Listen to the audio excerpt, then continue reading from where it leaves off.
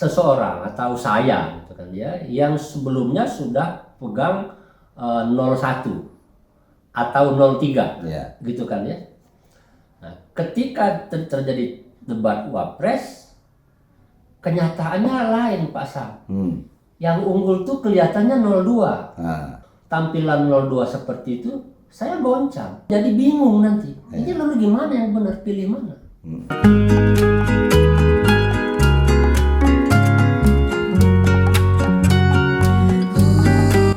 Assalamualaikum warahmatullahi wabarakatuh. Waalaikumsalam warahmatullahi wabarakatuh. Kawan-kawan sekalian, selamat datang kembali pada perbincangan Jalan Buku.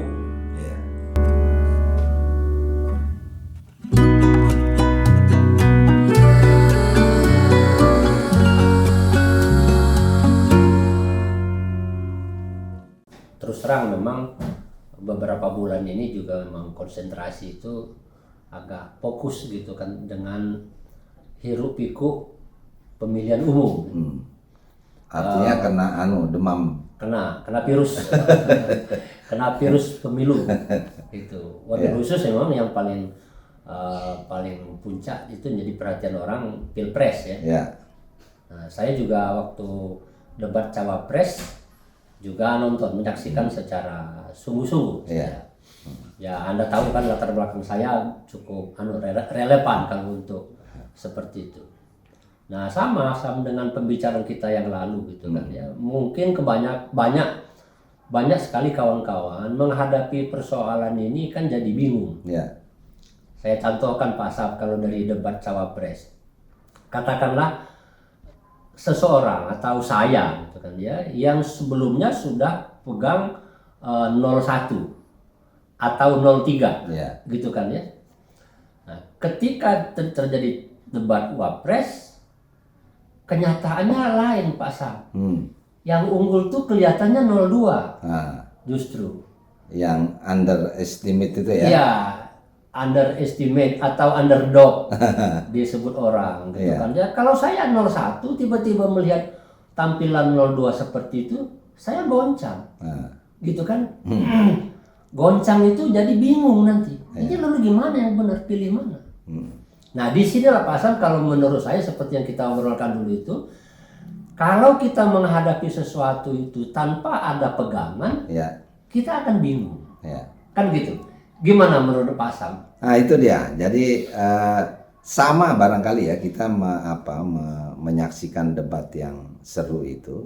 Jadi kita terkecoh oleh bagaimana penampilan di atas panggung. Gitu loh. Kita lupa bahwa yang akan kita pilih itu adalah mestinya berdasarkan fakta-fakta, berdasarkan data-data, apa yang disampaikan oleh para kontestan itu.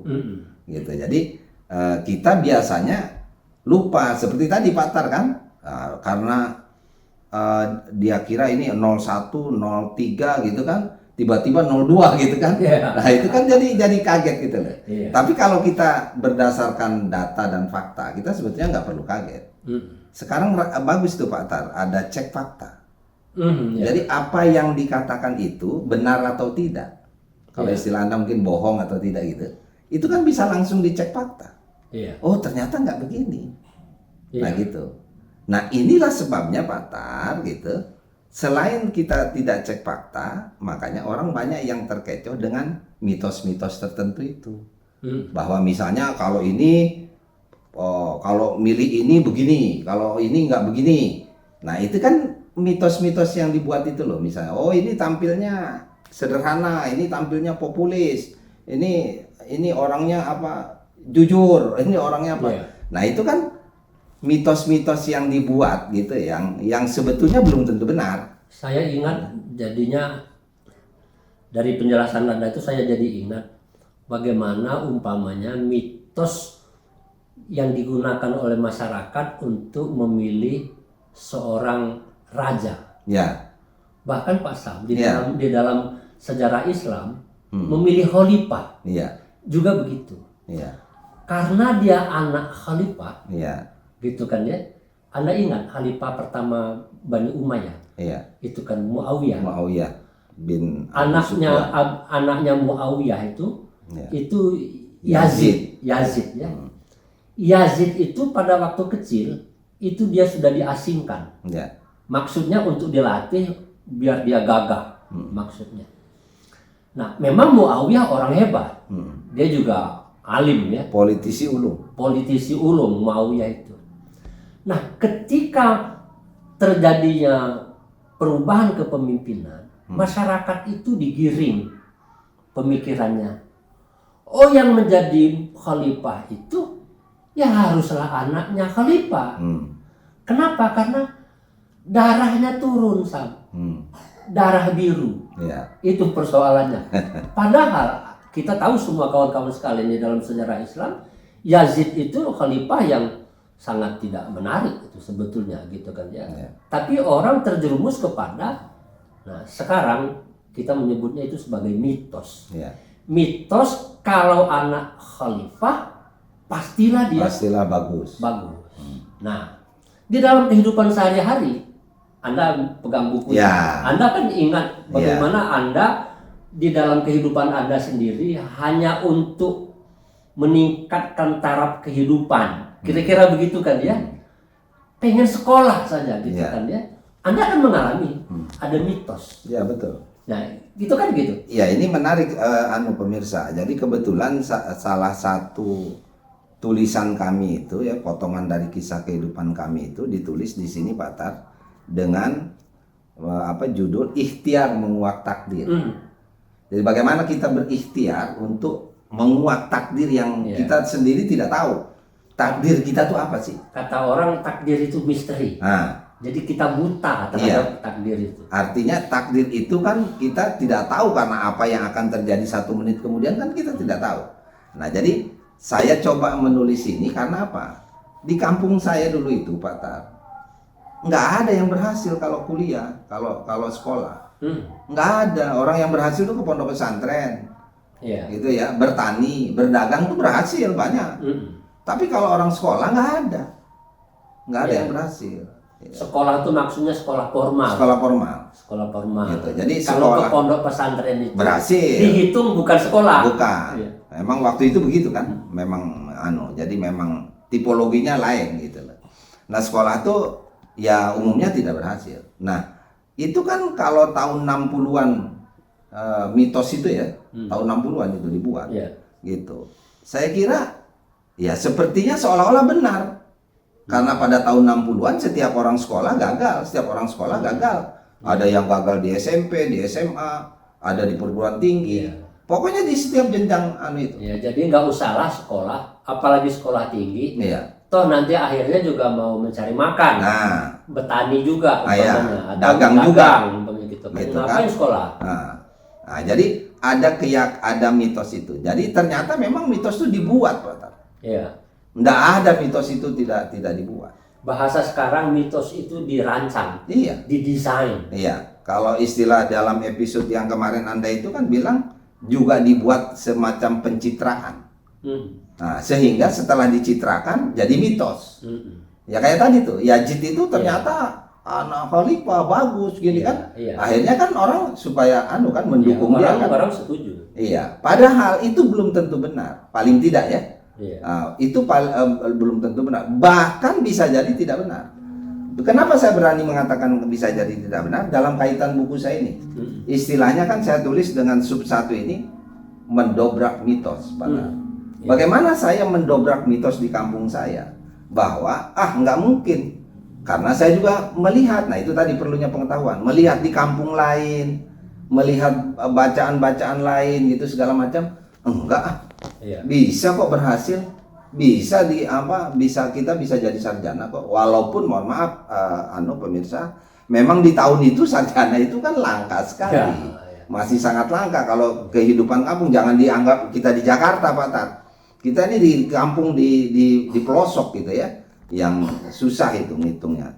Nah, kebetulan saya karena sarjana pertama, Pak Tar, itu sudah membatalkan bahwa mitos kalau sekolah nggak ada yang berhasil itu bohong. Itu tidak benar. Dan terbukti angkatan-angkatan generasi setelah saya itu kan pada jadi sarjana. Jadi makin banyak yang membatalkan. Nah gitu loh mitos Dan itu. Anda bukan hanya lalu berhasil di bidang pendidikan. Nah, Anda juga berhasil di bidang karir. alhamdulillah. Anda berhasil di dalam kehidupan keluarga Ya, dan masyarakat, ya. seperti itu. Nah, itu lalu membuktikan bahwa mengambil keputusan kalau berdasarkan mitos, ya. maka tidak ada jaminannya untuk kita sukses. Iya, pasti keliru. Pasti keliru, Pak Tar. Kaitannya dengan pemilihan presiden, gubernur, caleg, segala macam itu kan ya. Kalau kita dasarkan bagaimana memilih itu berdasarkan mitos tadi, insya Allah hasilnya nggak benar. Iya. Misalnya sajalah contoh sekarang, kalau ada pemimpin yang dimitoskan jujur, ada pemimpin yang dimitoskan apa? Oh dia orang sederhana, deso, apa ya, orang biasa dan segala macam. Kan belum tentu itu. Harus kita buktikan. Dan pembuktian tuh ada yang 1 periode, 2 periode, itu bisa kita buktikan.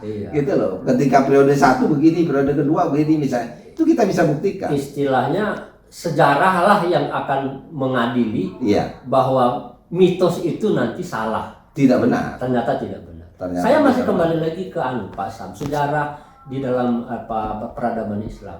Yazid bin Muawiyah itu kan dia menjadi pemimpin yang kejam. Sejarah lalu kemudian mengatakan nggak benar itu khalifah, gitu kan?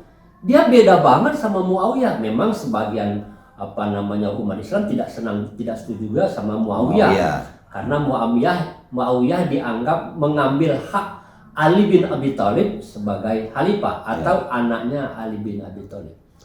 Jadi mitos itu meskipun dibungkus secara apik, gitu kan ya. Pak Sam umpamanya lalu dimitoskan sebagai orang baik, orang jujur.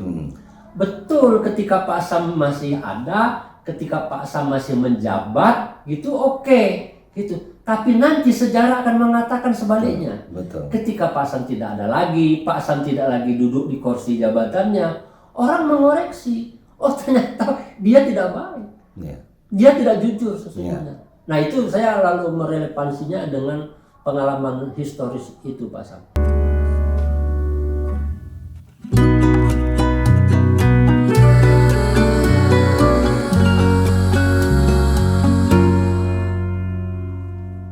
Kawan-kawan sekalian, inilah perbincangan kita pada hari ini. Mudah-mudahan ada manfaatnya. Amin. Jangan lupa kembali pada perbincangan kami berikutnya pada channel Jalan Buku. Jangan lupa like, subscribe, dan share kepada kawan-kawan yang lain. Terima kasih dan wassalamualaikum warahmatullahi wabarakatuh. Waalaikumsalam warahmatullahi wabarakatuh.